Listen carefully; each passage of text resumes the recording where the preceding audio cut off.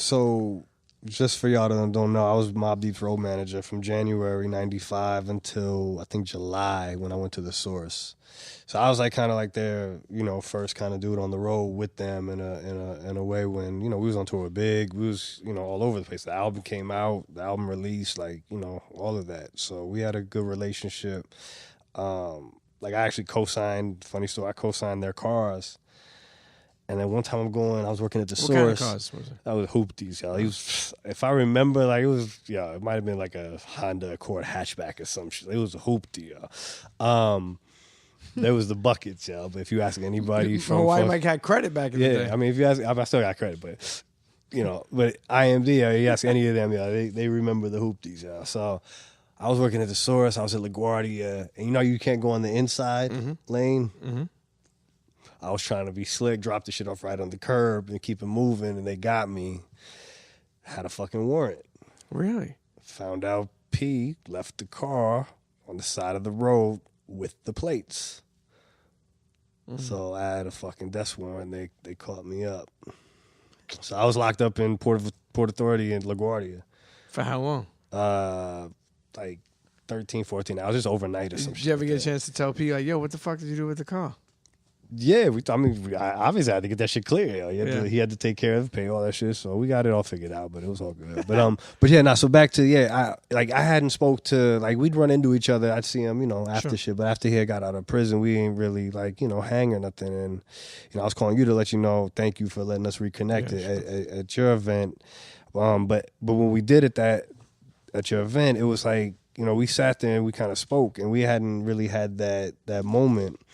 And, we just reminisced on old times. I actually wrote a funny story about us being in Cleveland. We was at a steakhouse, and him and Hav had, like, slid the steak knives after we started eating. I'm like, the fuck? Like, we don't get in trouble, but we was in Cleveland. Like, we ain't have shit on us. So it was like, I'm the biggest dude in the group. I'm 145 pounds at the time. Yeah. I'm only 5'10".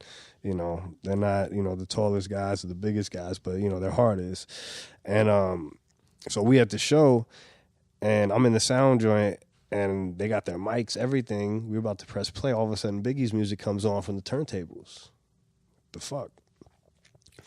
About 3-4 songs into the show, mad people rush the stage. They pin security. They chase Big and all of them out. And I finally get everything. I scramble. I'm trying to find them. I get backstage. Both P and Hav just standing there with knives, like this ain't nobody fucking with us. We here, and I'm like, and he was like, yeah, see, that's why. Yo, was Craig Mack on that?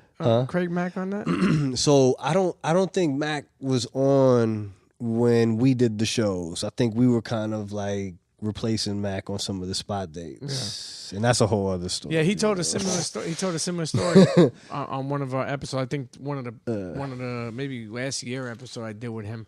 He told a story about some knives and running through a crowd. They put bandanas on. I think was there pepper spray going on? There was pepper spray. There was mad shit because they pinned the security guards. For some reason, the security guards had put them folding tables. Okay. And then they were in between that and the stage. When they rushed, they just pinned them under the tables. They couldn't move. They was just stuck. So everybody ran right over them. So it was madness. It was hectic. From being Mobb Deep's road manager. Yeah. 95. Was it 95? 95. What would you say? You only did it for like, what, 7-8 months, you said, right? Nah, it was like 7 months. 6 months. Okay, 6-7 months. But what did you take from that?